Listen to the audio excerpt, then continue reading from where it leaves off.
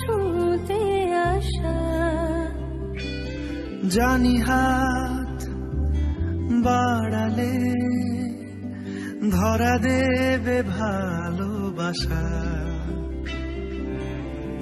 তুমি পথে চেনো, পাশে আছি জেনো, আমাকেও সঙ্গে নিলে থেকে যাব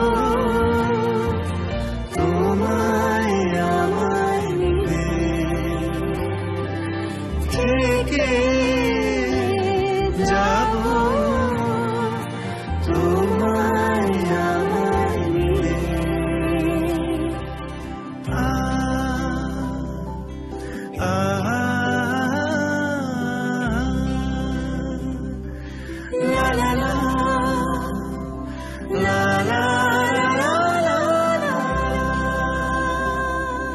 যত দূর যায় চোখ পাশে আছি আমি তোমার।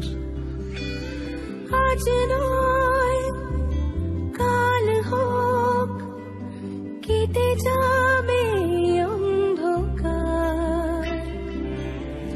তুমি অভিমানী হেঁটে যাবে জানি স্বপ্নের সেই মিছিলে। থেকে যাব তোমায় আমায় নিলে, থেকে যাব তোমায় আমায় নিলে।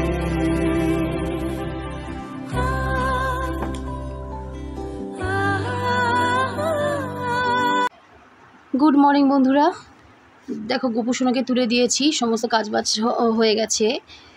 গোপুসোনাকে তুলে দিয়ে সাজুগুজু করিয়ে আর গোপুসোনাকে বসিয়ে দিয়েছি। আর এই যে এই জামাটাও কিন্তু আমার নিজের হাতে তৈরি। এটা অনেক দিন আগে তৈরি করেছিলাম।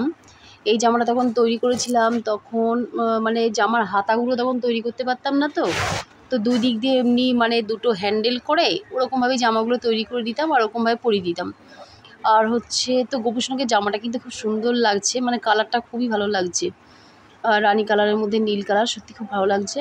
আর গোপুসোনাকে দিয়ে দিলাম হচ্ছে আলু চচ্চড়ি রুটিতে, আমরা দেখতেই পেলে। আর তারপরে হচ্ছে আমি এখন কাজ নিয়ে বসবো।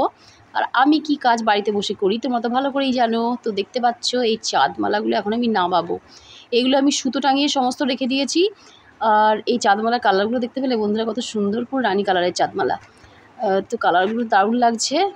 তো এখন সমস্ত এই ঘরে এখানটা এনে রাখবো, আগে রেখে তারপরে ছটা করে সমস্ত ঘর জুড়ে এগুলোকে সাজিয়ে নেব। তারপরে আঠা লাগিয়ে তারপরে সুতো দিয়ে বাঁধবো। আর দেখতে পেলে গুনগুন বারবার দেখো ফোনটার সামনে দিয়ে দৌড়দৌড়ি করছে, মানে এত বদমাইশ ছেলে যে বলার কথা নেই। তো যাই হোক, চলো দেখো ছটা করে আমি এখন বেঁধে নেব। আর আজকে মানে রান্না আমার হয়ে গেছে, তাড়াতাড়ি করে রান্না করে নিয়েছি, কারণ এত গরম, এই গরমে রান্নাঘরে যাওয়ার কথা ভাবলেই মানে কান্না পায়। মনে হচ্ছে না মানে হাত পা ছড়িয়ে বসে বসে কাঁদি, কারণ এই গরমের মধ্যে গরমে আর পাচ্ছি না। মানে শুধু আমি না, আমার মতন সবাই গরমে কষ্ট পাচ্ছে, আমি যে একাই কষ্ট পাচ্ছি এটা নয়।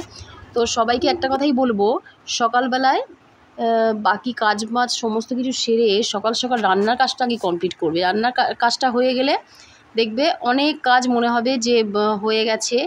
তো রান্নাটাই হলো মস্ত বড় কাজ সংসারে। তো রান্না হয়ে গেলে আমার তো মনে হয় যেন সব কাজই হয়ে গেছে।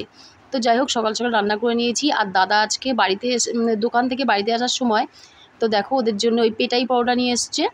মানে আমার ভাসুরের কথা বলছি, আমার ভাসুরের দোকান আছে, আর সেই পেটাই পরোটা নিয়ে বেঁধে গেছে এখন ঝামেলা। এখন গুনগুন আর বুম্বা দুজনের মধ্যে যে কোনো জিনিস বাড়িতে এলেই ওদের দুজনের মধ্যে এত ঝামেলা বাঁধে যে বলার কথা নেই।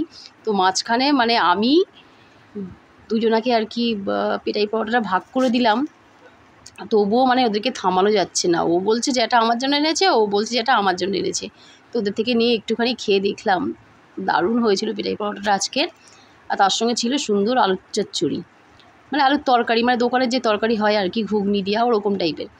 আর দেখো এত বেলায় তোমাদের দাদাভাই এখন খেলো চা। তো যাই হোক, একটুখানি আছে, ওটা আবার রেখে দিয়েছি। আর হচ্ছে এই যে কী রান্না করেছি তোমাদেরকে একবার দেখিয়ে দিই।